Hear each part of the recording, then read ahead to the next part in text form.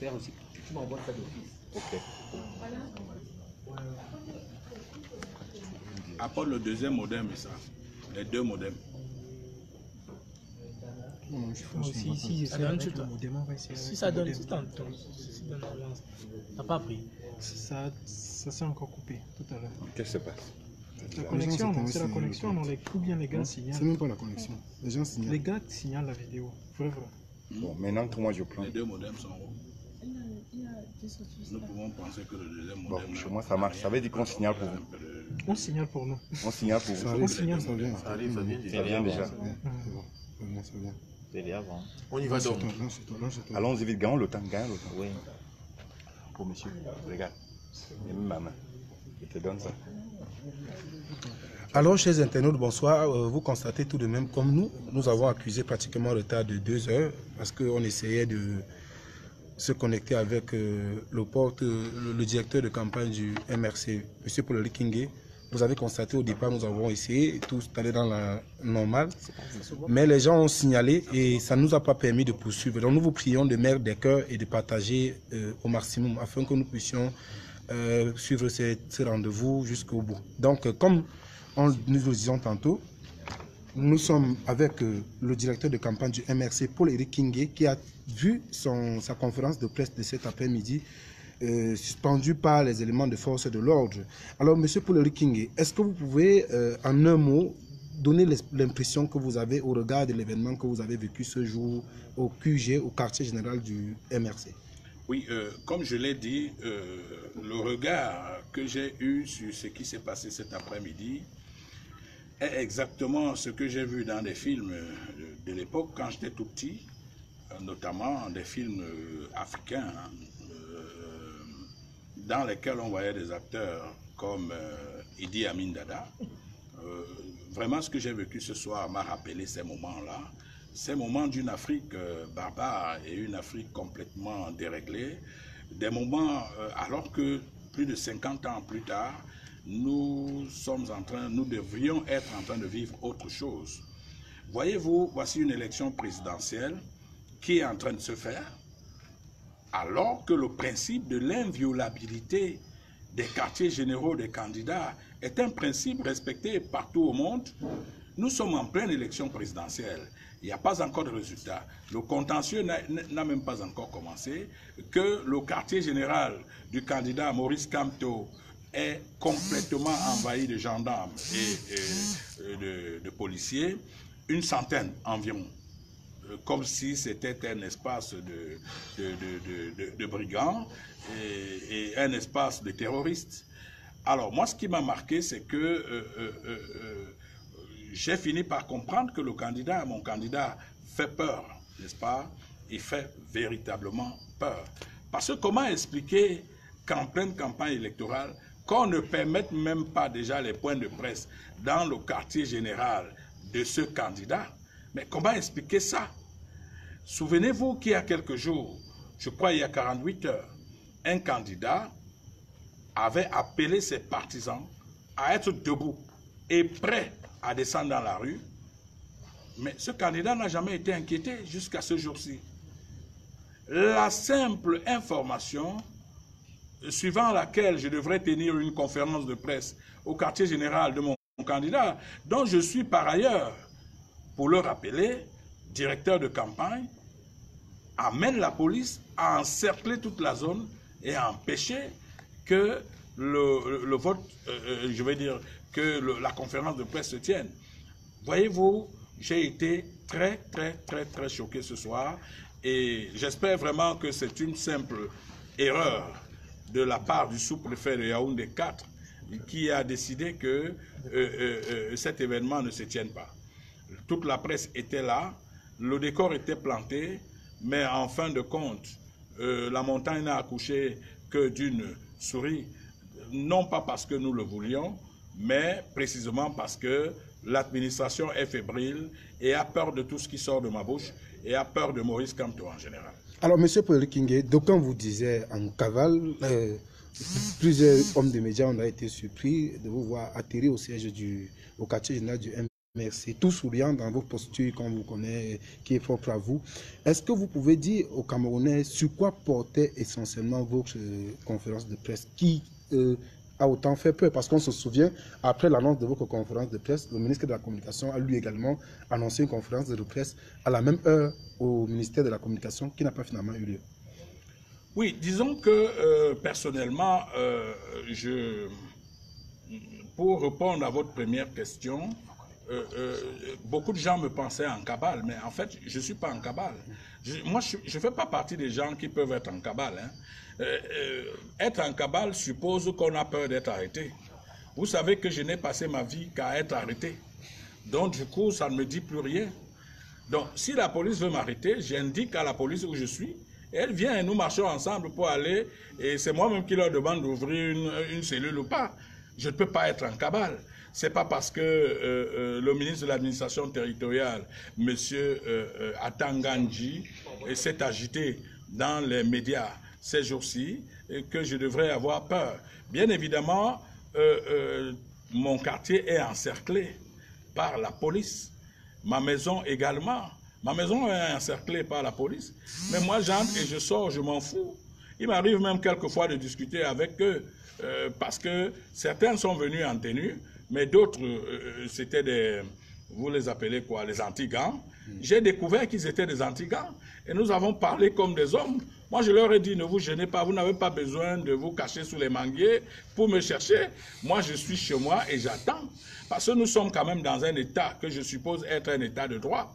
Alors, si nous cessons d'être un État de droit, alors je me mettrai à votre disposition et je verrai qu'est-ce que vous allez me faire. Et je voudrais dire que je suis directeur de campagne d'un candidat et du principal challenger de M. Biya. Parce que c'est de ça qu'il s'agit. Alors, imaginez un seul instant que l'opinion nationale et internationale apprenne que le directeur de campagne du challenger de Biya est en prison ou bien est arrêté. Ça ne viendra pas donner du décor à mon pays, mais ça ne viendra jeter que de la boue et de l'anathème sur mon pays. Donc en réalité, moi je ne peux pas être en cabale. Maintenant, vous voulez savoir pourquoi est-ce que de quoi je devais parler à cette conférence de presse. Je vous ai dit que je devrais parler d'abord, parce que je ne dois apparaître que lorsque les choses sont graves. Ces 72 heures, les choses sont effectivement graves. C'est-à-dire que depuis 72 heures, il y a un ensemble de résultats, n'est-ce pas, des élections qui circulent dans les réseaux sociaux et même repris par des médias conventionnels. Et j'avoue que je suis choqué. Je suis choqué parce que, en même temps qu'on demande aux candidats de ne pas sur les résultats, en même temps, l'administration fait glisser, n'est-ce pas, des informations pour préparer l'opinion à accepter les résultats qui sortent de leur fabrication, de leurs usines, de leurs petites usines électorales qu'ils ont placées ci et là. Alors, il était question que je sorte parce que je ne pouvais pas continuer à admettre que le monde entier accepte, n'est-ce pas, ces résultats qui courent. Et comme ces résultats ne sont pas vrais, je vous demande de les rejeter en bloc. Rejeter complètement ces résultats en bloc. Parce que pour moi, c'est des résultats fabriqués dans les officines noires. Ce n'est pas des résultats issus des bureaux de vote. Est-ce que ce n'est pas un procès en sorcellerie? Sur quoi vous basez pour dire que ces résultats sont Non, non, non. Ça ne peut pas être un procès en sorcellerie. Voyez-vous, nous avions 25 000 représentants dans 25 000 bureaux de vote. Je dis bien 25 000. Et nous avons donc les procès-verbaux signés, d'ailleurs, aussi bien par les représentants de l'ECAM que par les différents représentants des partis politiques dans les bureaux de vote. Or, qu'est-ce qui se passe? Pour qu'on ait ces résultats, je vais dire à l'opinion qu'est-ce qui se passe en réalité. Après l'élection, dans les bureaux de vote, on a donné des résultats. Et les résultats ont été rendus publics. C'était un raz-de-marée général sur l'ensemble du territoire camerounais. Et d'ailleurs, dans une très bonne partie de la diaspora. Le professeur Kamto a eu les meilleurs scores possibles la majorité des bureaux de vote, hormis, bien évidemment, certaines parties du sud du Cameroun. Ça aussi, ça peut se comprendre. Souvenez-vous que le mentor d'un candidat déclarait dans une chaîne de télévision hier qu'il a constaté que dans son village, même sa grand-mère qui était décédée a voté. Son papa qui était mort depuis des années a voté. C'est ce qui s'est passé au sud du Cameroun. Bon, le sud pour moi étant un peu négligeable en termes de nombre de votes, nous ne pouvions donc pas accepter qu'une telle forfaiture soit montée pour démontrer qu'à l'ouest, qu'à l'extrême nord, qu'au nord, qu'à l'est et partout ailleurs, le RDPC a gagné. Ça, on ne pouvait pas l'accepter. Qu'est-ce qui s'est donc passé? Parce qu'il est important que les gens sachent qu'est-ce qui se passe pour les votes au Cameroun.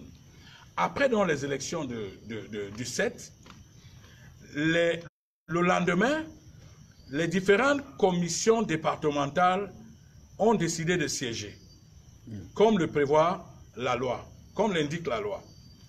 Alors, les commissions siègent sur la base des PV venus des différents bureaux de vote. Mais alors, qu'est-ce qui nous a marqué le plus ici? C'est que chaque fois que les commissions départementales faisaient leur rapport, elles ne faisaient plus signer ces rapports par les représentants des partis politiques. Seul, en général, le président de la commission départementale signait le rapport.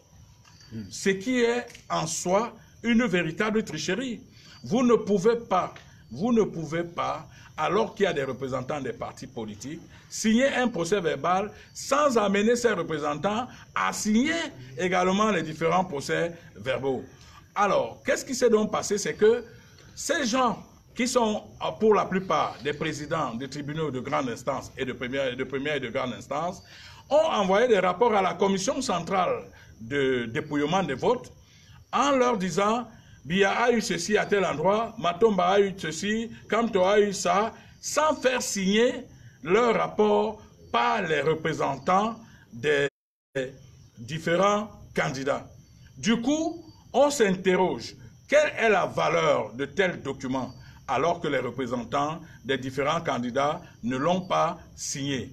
Dans la plupart du temps, tous les bulletins, tous les rapports qui ont donc pondu ces fameux résultats que vous êtes en train de regarder dans les réseaux sociaux sont la sommation, dont la somme des différents résultats, des différents rapports des présidents des commissions départementales de vote.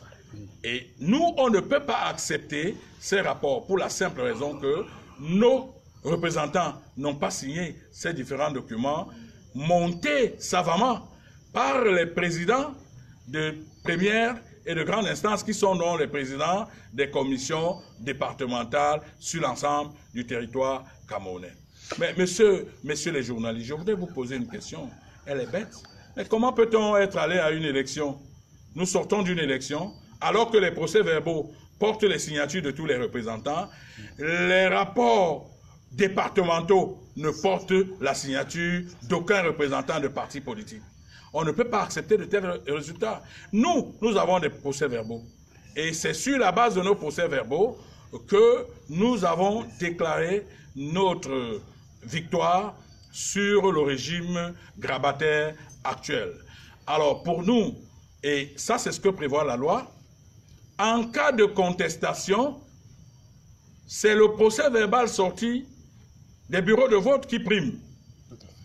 Alors, il s'agira donc pour nous de recuser et de contester de manière tout à fait ferme ces différents rapports venant des commissions départementales et exiger que finalement c'est les procès-verbaux issus des urnes qui soient pris en compte. D'ailleurs, souvenez-vous qu'il n'y a pas longtemps, une grande puissance dans le monde exigeait qu'on fasse des décomptes bureau de vote après bureau de vote. Les procès-verbaux en notre possession donnent largement le professeur Maurice Kamto vainqueur de cette élection.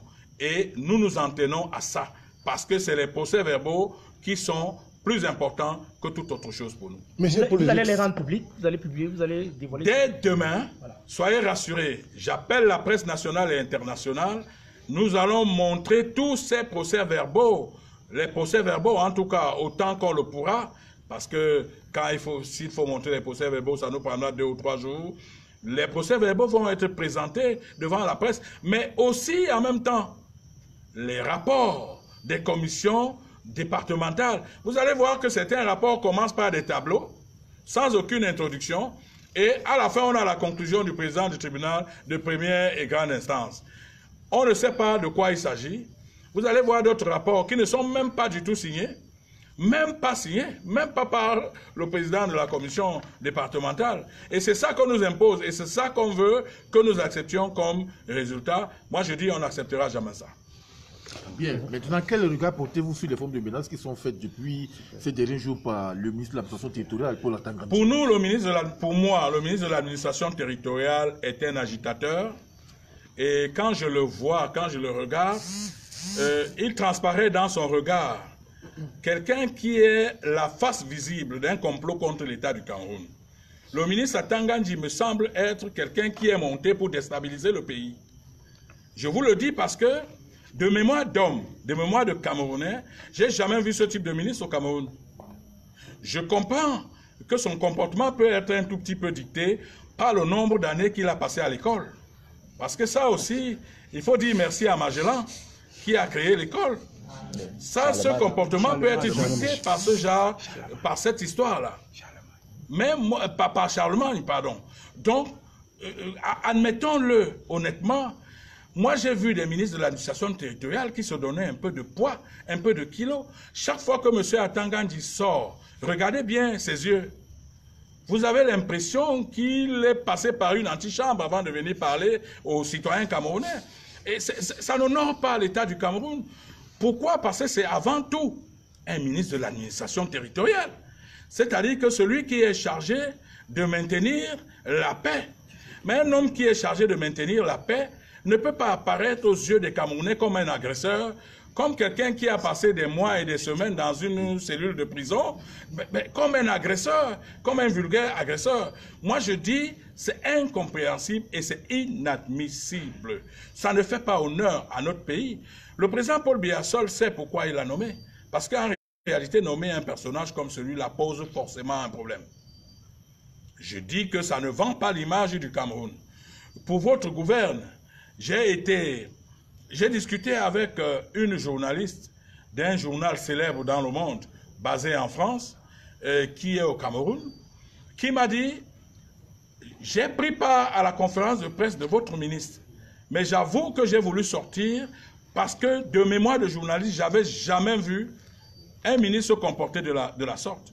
Monsieur Atanga menace tout le monde, mais il est même allé jusqu'à menacer mon candidat. Vous voyez, on est dans un pays terrible. Un pays où un ministre de l'administration territoriale, comme Atanga peut prendre sur lui d'apostropher un agrégé, un professeur que beaucoup de pays dans le monde sont encore depuis 60 ans en train de fabriquer. Je dis qu'il y a des pays dans cette Afrique qui sont encore en train de fabriquer l'équivalent de Maurice Kamto. Mais nous sommes dans une situation où, alors que nous n'avons pas de manière exacte le nombre d'années du ministre de l'administration territoriale, le nombre d'années passées à l'école, nous n'avons pas de manière exacte sa traçabilité académique.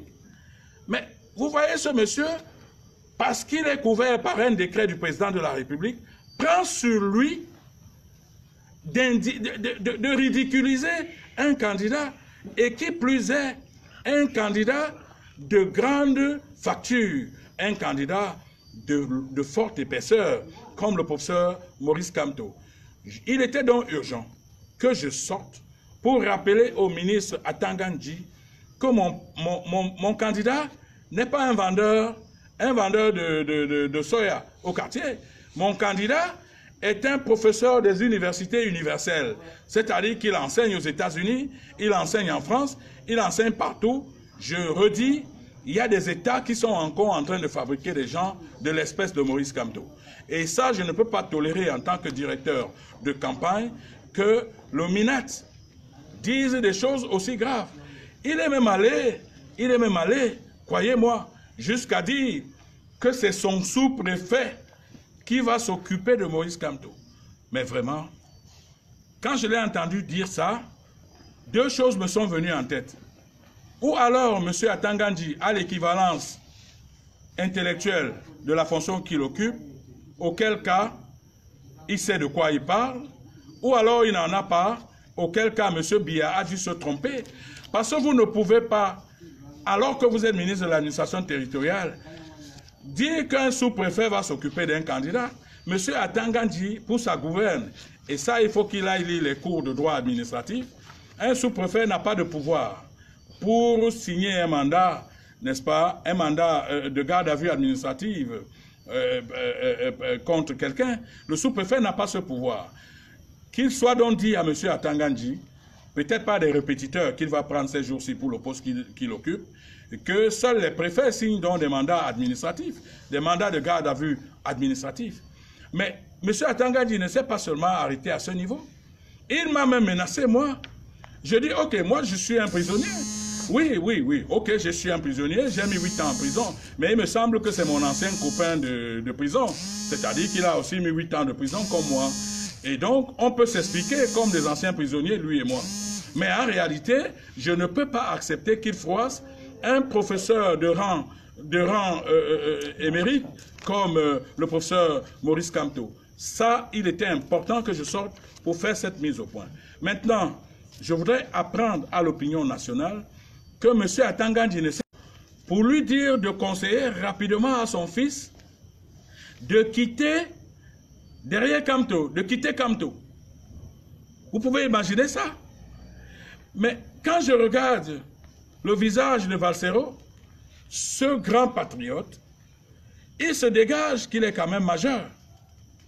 Et qu'un père n'a donc rien à dire à un majeur. Même en pays bêtis, les Camerounais doivent savoir que M. Atangandji l'a fait il y a quelques heures. Il a appelé le père de Valsero.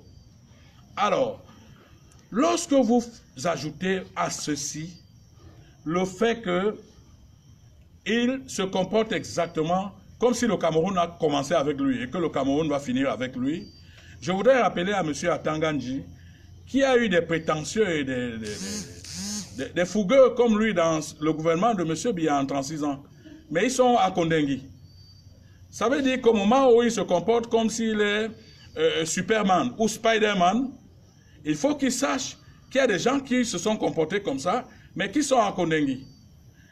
Donc, en fait, qu'il fasse très attention, parce que cette fois-ci, il n'a pas affaire à la vingtaine de gars qui l'ont pourchassé dans son village, comme un rat. Il a affaire à un peuple.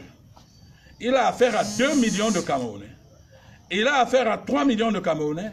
Il a affaire à 5 millions de Camerounais qui, s'ils sont déchaînés, il n'aura plus moyen de faire valoir ses fameux pouvoirs de ministre de l'administration territoriale.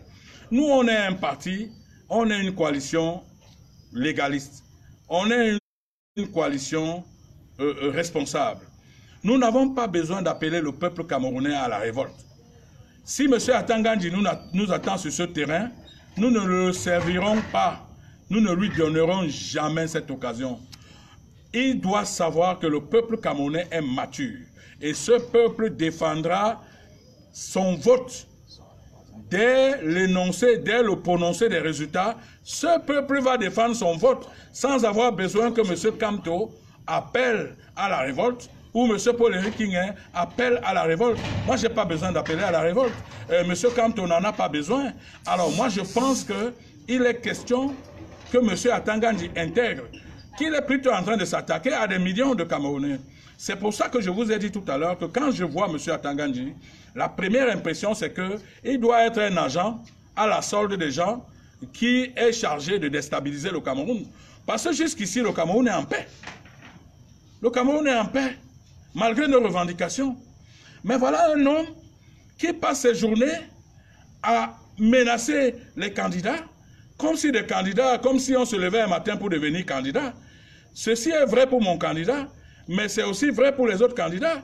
Les candidats méritent d'être respectés. Le Cameroun est l'un des rares pays au monde où on ne respecte pas le candidat. Monsieur Cabral Libi mérite d'être respecté. Monsieur Matomba mérite d'être respecté. Le pasteur Ndifort mérite d'être respecté. Tous les autres candidats méritent d'être respectés, y compris Joshua aussi et les autres. Je ne peux donc pas comprendre qu'un ministre de l'administration territoriale confonde le rôle d'un acteur de karaté dans les anciens films chinois à celui du ministre de l'administration territoriale. Comme il semble donc trop fort et qu'il dit qu'il est trop fort, qu'il nous arrête donc. Mais qu'il nous arrête, mais qu'il prépare en même temps 20 000 cercueils, 2 millions de cercueils. Il faut que ces gens sachent que le Cameroun appartient à tous les Camerounais. Le Cameroun, ce n'est pas une affaire d'Atangandji parce qu'il est devenu ministre, ou alors une affaire de Chiroma. Vous savez, le Cameroun est l'un des rares pays qui met sa parole entre les mains d'un mécanicien du chemin de fer. Vous savez que le ministre Chiroma, c'est un cheminot. Donc, on ne met pas la parole dans la bouche d'un mécanicien du chemin de fer. On met la parole dans la bouche des gens qui ont appris un peu de diplomatie et qui doivent parler de manière réservée à leur vis-à-vis. Ici, là, nous avons droit à un film de karaté chinois où nous voyons des ministres se comporter comme des gamins du quartier. Alors, si c'est dans ces conditions qu'ils entendent nous faire taire, nous, on leur dit qu'on ne se taira jamais devant de telles menaces. On ne menace pas un gars qui a mis 8 ans en prison. On ne menace pas un gars qui considère la prison comme le Hilton. Parce que pour moi, la prison est comme le Hilton. Il m'envoie là-bas ce qu'il m'a envoyé au Hilton. Mais je suis sûr que s'il m'envoie là-bas, il y aura beaucoup de kings qui vont se lever de part et d'autre pour demander des comptes. Les Camerounais ont donc le droit de revendiquer leur vote et qu'ils revendiquent leur vote. Ils n'ont pas besoin de nous. Nous, on ne donnera jamais de mot d'ordre pour que les votes soient revendiqués. Le peuple camerounais est mature. Croyez-moi, sur l'ensemble du territoire, les Camerounais sont prêts à revendiquer leur vote. Et nous demandons à ces gens-là de revendiquer leur vote. Maintenant, s'il vous plaît, je parlais des différentes provocations du ministre Atangandji et du système en place. En réalité, ils veulent qu'il y ait émeute pour qu'on nous fasse porter la responsabilité. Moi, j'en sais quelque chose, puisque j'ai été poursuivi pour les émeutes de février 2008. J'étais couché chez moi, mais on a dit que non. Pourquoi le maire est couché? Il est certainement couché parce qu'il savait qu'il y a quelque chose dehors, et on m'a condamné. C'est ce qu'ils sont en train de rechercher. Mais nous, on ne les servira pas, on ne leur donnera pas cette possibilité. Parce que, voyez-vous, ils multiplient des provocations chaque jour. Vous savez par exemple qu'à Banganté, les représentants du MRC ont été chassés des salles. Vous savez qu'au nord-ouest, qu'à Garoua, à Maroua, à l'est et même à Genève, les représentants du MRC ont été chassés des bureaux de vote. Voici des gens qui disent vouloir gagner une élection, mais ils ne veulent personne d'autre pour les contrarier, alors que les règles du jeu demande qu'il y ait des représentants des autres partis dans des bureaux de vote. Donc, permettez-moi de vous dire ce soir que, en fait, les problèmes ne viennent pas du professeur Maurice Kamto, ni de sa coalition. Les problèmes viennent de l'État du Cameroun, qui passe le temps à multiplier des provocations. L'autre provocation, c'est par exemple l'arrestation de notre ami du parti, M. Okala Ebode. Voici un Camerounais qui débarque dans son bureau de vote et qui constate que on a voté en ses lieux et places. Et on a aussi voté en lieu et place de sa femme. Il le fait savoir avec vigueur. Mais c'est lui qu'on transforme en prisonnier. Alors qu'en réalité, celui qu'on doit mettre prisonnier, c'est le président de ce bureau de vote qui a fait voter des gens en lieu et place de M. Okala Ebode. Et lorsque vous passez à la PJ centrale, il y a une ceinture sécuritaire telle que, donnant l'impression que Okala Ebode est un terroriste. Vous savez qu'il joue maintenant avec le code pénal, tantôt c'est du terrorisme, tantôt c'est si. Voici un État qui n'a pas pu donner de l'eau à ses citoyens au plus profond des villages, même en pleine ville. On boit de l'eau en prenant, on attend les saisons de pluie pour ramasser de l'eau par terre. Un État comme celui-là, mais un État qui sait manipuler la justice pour traquer les gens, pour arrêter tous ceux qui ne pensent pas comme eux. Nous avons donc dit cette fois-ci, ils vont arrêter des millions de Camerounais. Les cellules sont trop petites pour contenir les millions de Camerounais. Le président Kamto et nous allons revendiquer jusqu'à ce que nous soyons mis dans des cercueils notre victoire. Parce que nous avons les PV qui prouvent que nous avons gagné et nous attendons être assassinés ou alors enfermés par ces autorités-là. Maintenant, nous avons des étudiants de l'ENAM, qui sont en stage en Ngaoundéré, qui ont voté en Ngaoundéré. Ils ont voté en Ngaoundéré. Je ne suis pas sûr qu'ils ont eu une dérogation spéciale, mais tous ont voté en Ngaoundéré. Vous pouvez imaginer ça. Donc, il y a tellement de fraudes que, si je veux en citer, ça va être des chapelets et des chapelets. Mais je dis que demain, nous vous promettons déjà les PV départementaux, où vous allez voir que personne n'a signé, n'a rien signé. Mais on nous fait admettre que ça, c'est les résultats qu'il faut donner à M. Paul Biya. M. Paul Biya qui a fait un seul voyage au Cameroun, c'est-à-dire qui allait à l'extrême nord, mais qu'on veut déclarer vainqueur.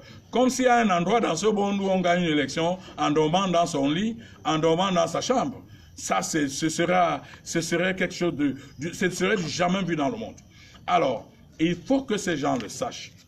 Le peuple camerounais est mature et le peuple camerounais n'attendra pas que Kamto, Paul-Éric Ngué, Christian Penda Ekoka, Bibou Nissak et tout ça, que nous donnions des mots d'ordre. Nous ne donnerons pas les mots d'ordre. Le peuple camerounais défendra lui-même sa propre victoire, parce que n'oubliez pas que ces gens se sont déplacés pour aller vers les urnes. Et ils aimeraient savoir tout ce qu'ils ont mis dans les urnes, qu'est-ce qu'il en devient. Donc, nous n'aurons pas besoin d'inciter les gens, ni à la révolte, ni à la grève. Et il faut bien regarder une autre provocation. Ces dernières heures, alors que nous sommes dans un État suffisamment fragilisé par le problème du nord-ouest et du sud-ouest, l'État monte des gens qui se donnent de faux profils pour appeler au tribalisme. Regardez les exacerbations du tribalisme ces dernières semaines au Cameroun. Au nom de quoi les gens peuvent-ils dire qu'une tribu peut gérer le Cameroun et une autre ne peut pas gérer le Cameroun? Au nom de quoi? J'ai envie de comprendre. Moi, je ne suis pas Bamileke. Je ne suis pas Bamileke. Pour des gens qui veulent le savoir, mon père était de Dibombaï, c'est dans le Mungo. Sa mère était Bamileke. Ma mère est Ewodi, dans le Vouri. Et, je vais dire dans le Vouri physiquement, mais dans le département d'Unkam administrativement. Et la mère de ma mère était de Onaprizo. Au total, donc, j'ai 75% de gènes Sawa et 25% de gènes Bamileke. Mais pourtant, j'ai décidé de suivre le professeur Maurice Kamto. Ce n'est pas par tribalisme. Un gars qui a 75% de gènes Sawa, qu'il suive un Bamileke, ne peut pas être justifié par le tribalisme. Je vous prends le cas de M. Penda Ekoka. M. Penda Ekoka est d'Aïdo. Il est de Douala. Pourquoi suit-il M. Kamto? Est-ce par tribalisme? Valsero est du centre. Pourquoi suit-il M. Kamto? Est-ce qu'il est lui aussi tribaliste? Comment on l'appelle? Jean-Pierre Bekolo, ce cinéaste respecté à travers le monde, Richard Bonan. Tout ce monde a appelé à voter le professeur Maurice Kamto, alors qu'ils ne sont pas Bamileke. Autour même de Maurice Kamto, regardez son premier vice-président. Il est de l'extrême nord. Regardez son deuxième vice-président, elle est du centre. Regardez son troisième vice-président, elle est du nord-ouest. Donc, vous avez de la peine. Vous savez combien j'ai été critique avec le professeur Maurice Kamto. J'ai tellement été critique avec lui que les jours que j'ai passés à ses côtés, si ces jours, s'il laissait seulement transparaître un seul instant, le moindre soupçon de tribalisme, je l'aurais quitté. Mais je suis resté à ses côtés jusqu'à ce jour. Parce que j'ai vu un homme pour qui le tribalisme n'a aucune valeur, pour qui le tribalisme n'a aucun sens. Mais regardez comment les gens se mobilisent à travers le monde.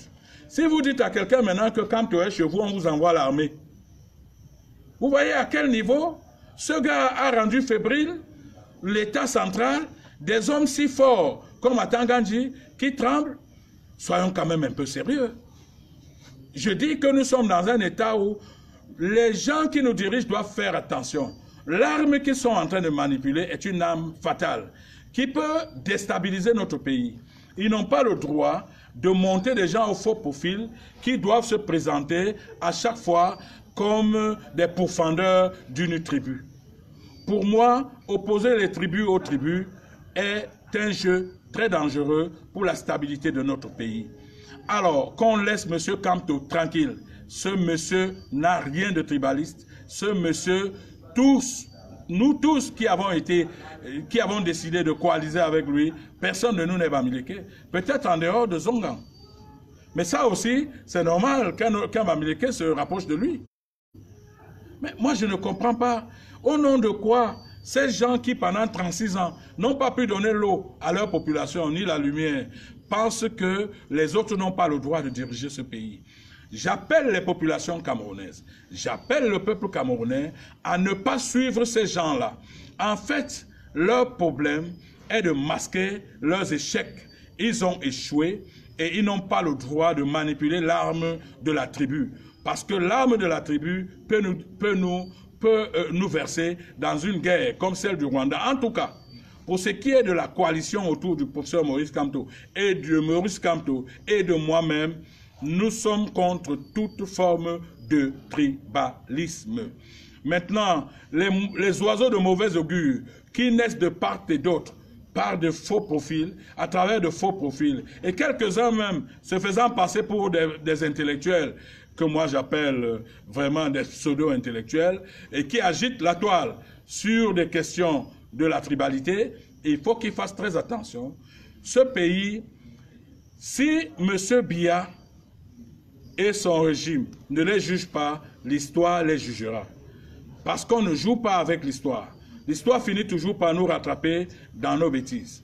Moi, je pense que j'ai rencontré un professeur, quelqu'un de très bien, quelqu'un qui a enseigné les gens de toutes les nationalités et de toutes les tribus, quelqu'un qui aurait dû, par sa fonction, qui doit, par sa fonction, enseigner les gens sans savoir qui est-ce qu'il est en train d'enseigner. J'ai rencontré un professeur, quelqu'un d'assez épais. Monsieur Kamto, vous ne l'entendrez jamais parler des affaires de tribu. D'ailleurs, pendant les meetings, il passait le temps à demander est-ce qu'on choisit d'être né là où on est né? On ne choisit pas d'être né là où on est né. Et le professeur Kamto est même allé loin pour dire que s'il y avait un concours pour devenir Bassa, Betty, Ewondo ou je ne sais pas quoi, il aurait lui aussi fait ce concours pour changer de tribu de temps en temps. Donc, quand quelqu'un tient un tel discours, il est sincère. Il est véritablement sincère. Je vois des gens qui se disent, qui se font passer pour des intellectuels camerounais, qui agitent la toile. Il faut qu'ils arrêtent ça. Il faut qu'ils arrêtent ça. Il faut vraiment qu'ils arrêtent ça, parce que le Cameroun n'a pas besoin de ça. Le Cameroun a besoin d'un État uni. Le Cameroun a besoin d'un État où chacun et chacune se sent concerné par la nation. Le président Amadou Ahidjo s'est évertué à construire cette nation. Le régime de M. Biya a brisé complètement cette nation. Aujourd'hui, nous savons qui est du sud-ouest, qui est du nord-ouest. Nous savons qui est Betty et qui est du nord. Nous, on a grandi, on ne savait pas des choses comme ça. Parce que le président Amadou Ahidjo avait réussi à bâtir un État où nous ne savions pas. Moi, je suis né, par exemple, à Douala. Mais j'ai grandi à Pendja. Je suis né à Douala où j'ai passé 15 jours après ma naissance. C'est-à-dire ma mère m'a ramené à Pendja et j'y ai grandi. Mais derrière moi, c'est des Bamileke. À côté, de l'autre côté de la route de chez moi, c'est des Mbang, c'est-à-dire des gars d'une camp. À côté de moi, c'est des Bandem, des gens de tribus différentes. Nous avons grandi sans connaître ces différences. Mais le régime actuel vient exacerber cette affaire de tribalisme. Il faut qu'ils arrêtent ça. Tout ce qu'on leur demandait, c'était de donner l'eau aux populations camerounaises. Tout ce qu'on leur demandait, c'était d'arranger les routes. Regardez, est-ce que vous savez, cher monsieur, que la plus grande escroquerie du siècle s'est faite au Cameroun? C'est-à-dire qu'un pays où le président vous dit d'attendre 2035 pour faire le bilan de ce qu'il a fait. Entre-temps, sa fille paye les taxis de 200 €, de 200 $. Eux-mêmes, ils mangent, ils se construisent de grandes maisons. Mais ils vous disent que non, en 2035, laissez-nous d'abord manger, on fera le point avec vous en 2035. Alors qu'il sait pertinemment qu'en 2035, il sera entre 102 ans et 105 ans. Donc, il ne sera même plus là. C'est la plus grosse escroquerie qui puisse exister dans ce monde. Regardez tout ce que vous appelez comme projet structurant. Aucun n'a abouti jusqu'à ce jour. Ces gens volent comme des souris. Ces gens volent comme des rats. Et quand ils veulent masquer, n'est-ce pas, leur faiblesse, ils agitent l'arme du tribalisme. Les Camerounais n'ont pas le droit de les suivre dans cette histoire. Qu'ils laissent les chefs traditionnels, au lieu de continuer à les agiter comme ils sont en train de faire ces jours. Quand vous ouvrez un journal de CATV, on vous montre les chefs traditionnels Sawa, les chefs traditionnels du Nord, qui disent non à Maurice Kamto. Est-ce que les chefs traditionnels ont le droit de dire non à un citoyen camerounais? Le citoyen Kamto a aussi le droit d'être candidat. Et il a été candidat, et il a été largement plébiscité. Mais qu'on ait peur qu'un Bamileke arrive au pouvoir relève à la limite pour moi de la provocation. Ça relève de la sorcellerie. Eux, ils ont mis 36 ans au pouvoir. Qu'ils permettent également aux autres de changer. On a envie de voir l'expertise de chacun, les capacités de chaque tribu. On a envie de voir ça. Souvenez-vous que le professeur Joseph Ona, dans l'une de ses sorties il y a quelques années, disait que pour lui, le pouvoir devrait même être aller d'une région à une autre. Devrait même être rotatif. Pourquoi ne l'a-t-on pas tué? Alors, tous les jours, ils sont dans la provocation. Ils nous provoquent parce qu'ils veulent, le moment venu, utiliser la justice qu'ils savent si bien utiliser pour dire King a fait ceci, Kamto a fait cela. Nous ne leur donnerons pas cette occasion. Ce sont des gens qui sont morts dans leur propre film. Nous ne leur donnerons pas cette occasion.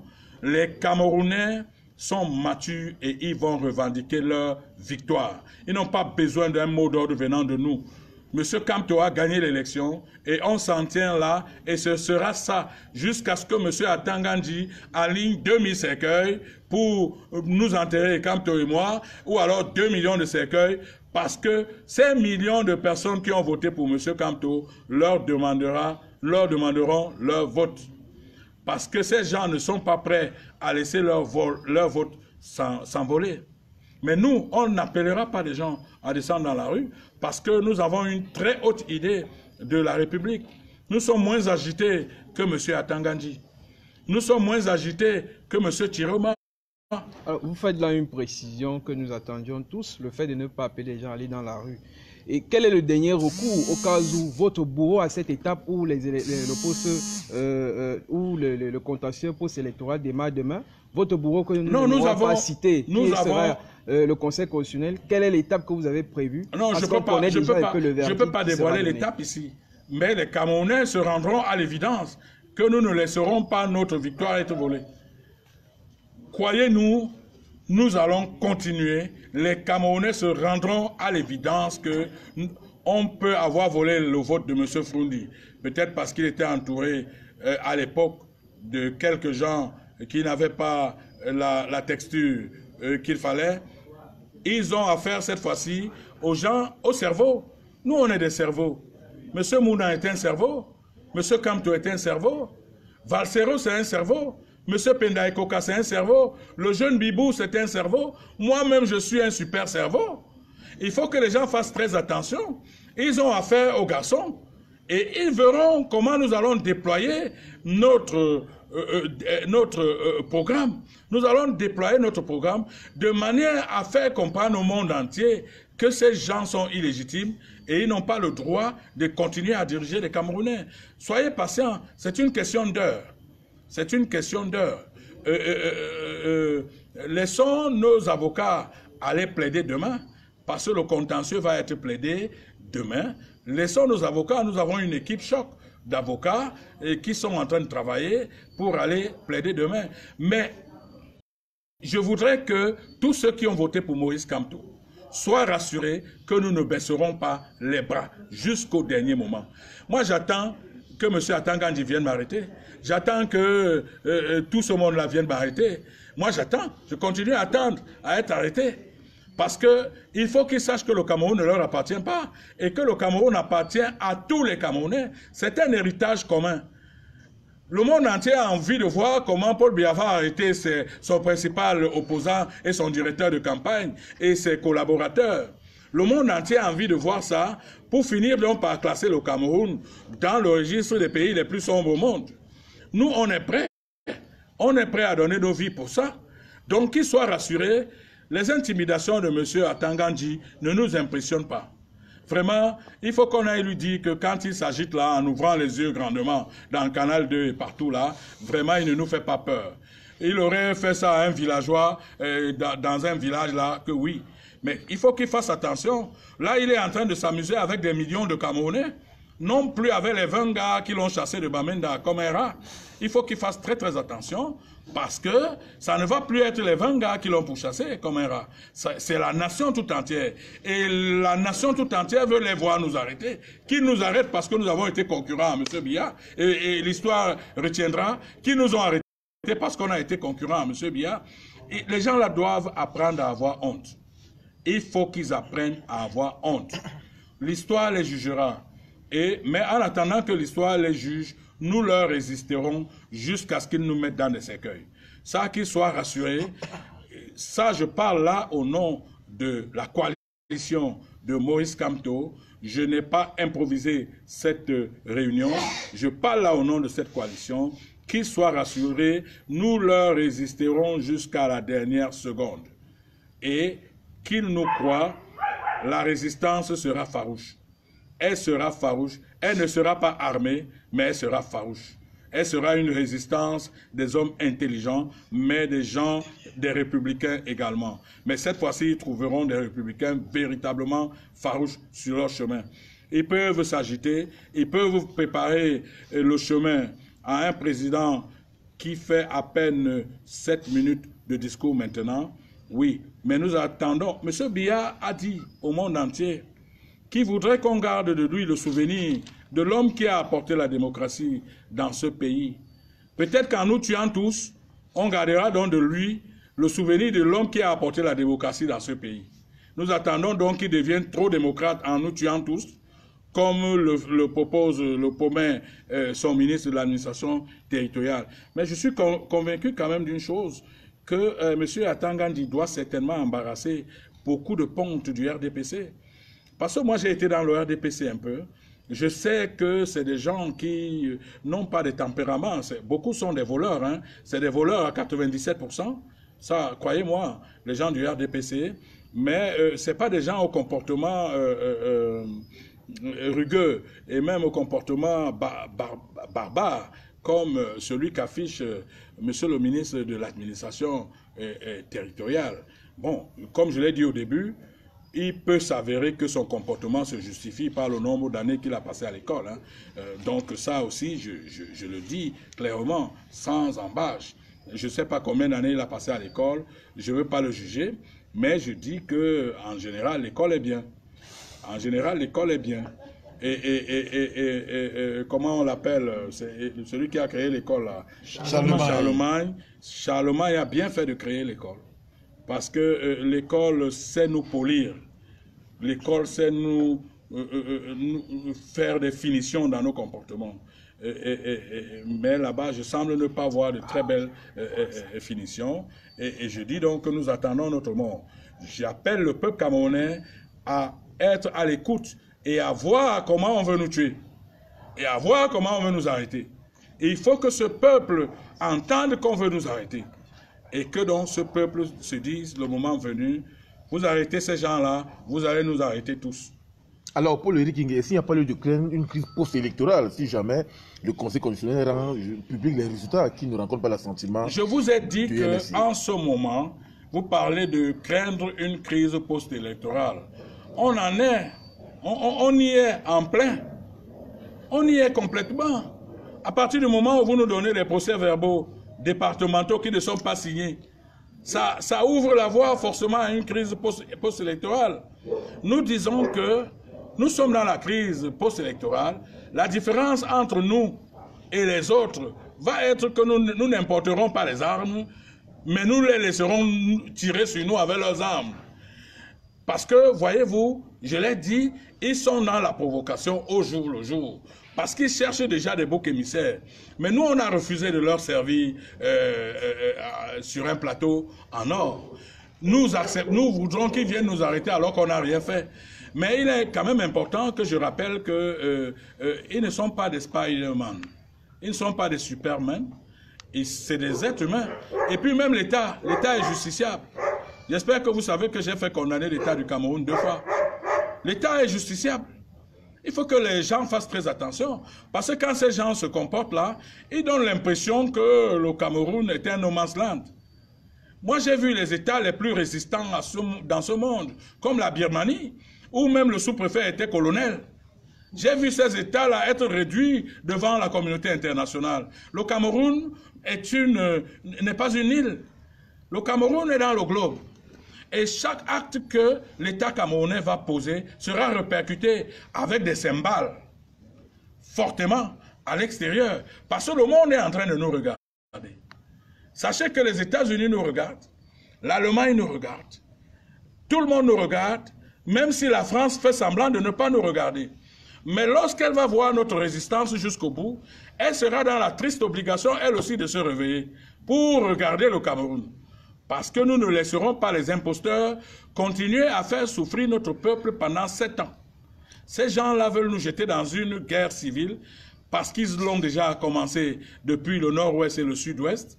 Et ils veulent complètement embraser le pays parce que nous leur avons demandé de partir. Il faut qu'ils partent. Ils n'ont pas été élus. Nous avons des procès-verbaux qui parlent en notre faveur. Et il faut que ces gens partent. Il faut qu'ils partent, qu'ils respectent le verdict des urnes. Le professeur Kamto a demandé au président Paul Biya de passer calmement et démocratiquement le pouvoir. De lui passer démocratiquement le pouvoir. Et d'ailleurs, il a même promis à M. Paul Biya une retraite dorée. Vous savez que, pour ce qui me concerne, si j'étais devenu président de la République, j'aurais fermé les aéroports et arrêté le président Paul Biya. Mais j'avais ici, là, il a affaire à un candidat qui est calme, qui est pondéré, qui est doux, qui est souple, qui est prêt à lui donner une retraite en or. Moi, je ne lui aurais jamais donné une retraite en or, parce que lorsqu'un État vous donne 7 années, mais alors 7 ans, fois 6, et que vous trahissez cet État, vous méritez de passer devant un tribunal. M. Biya est là depuis 36 ans, je crois 36 ans, il n'a rien donné à son pays. Le Cameroun a donné à M. Biya tout ce qu'aucun chef d'État en Afrique n'a reçu. On lui a donné la paix nécessaire pour la construction d'un pays, on lui a donné la révérence, on lui a donné l'abnégation, on lui a même donné, il ne restait plus que la canonisation. M. Biya était en voie d'être canonisé. Donc on lui a donné tout ce qu'il fallait pour transformer le Cameroun en Eldorado. Et il n'a pas pu entourer des gens qui passent le temps à s'enrichir illégalement. Moi je dis que si c'est moi qui avais été candidat, au terme de mon élection, M. Biya serait interpellé et toute sa clique est jetée en prison. Parce que quand un peuple vous fait confiance, la trahison d'une confiance d'un peuple mérite un jugement. Mais bon, M. Kamto a dit, moi je suis démocrate, je vais travailler avec tout le monde. M. Biya aura la retraite la plus aisée au monde, lui et sa famille. Et même, il est allé jusqu'à dire, ceux-là qu'il appelle même tribalistes, il est même allé jusqu'à dire que même ceux-là qui l'entourent, il ne va pas les poursuivre. Mais au contraire, on devrait plutôt prendre ce monsieur comme un dieu. Parce que je vous dis, moi, je n'aurais jamais fait ce type de déclaration.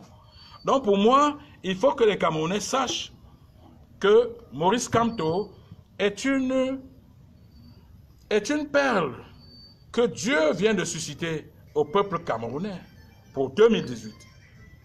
Si nous ratons le coach de faire de lui le président qu'il est devenu à travers les votes, alors soyons rassurés que ça va être très difficile pour notre pays de changer. Nous allons continuer à croupir sous le poids de ces gens qui ont abusé de nos vies, qui ont transformé nos parents en loques humaines, qui ont transformé les jeunes en benskinners, qui ont transformé la jeunesse en callboxeurs et autres. Donc pour moi, je ne veux pas beaucoup plus extrapoler. J'attends que les résultats soient donnés. J'attends voir si le peuple camerounais, dans sa maturité, va revendiquer son vote. Mais nous n'appellerons pas le peuple camerounais à revendiquer son vote. Le peuple camerounais est suffisamment mature. Il va revendiquer son vote. Mais nous, en même temps, nous ferons ce qu'il y a à faire. De toute façon, je vous ai dit que notre résistance sera citoyenne. Elle sera, nous n'avons pas d'armes. Monsieur Kamto ne cache aucune arme. Il m'est souvent arrivé de regarder certains faux profils sur Facebook qui disent qu'il y a des conteneurs d'armes que M. Kamto a importés. Vraiment, je peux vous rassurer que M. Kamto dort chez lui là. Il n'a même pas la torche. Une torche comme ça là.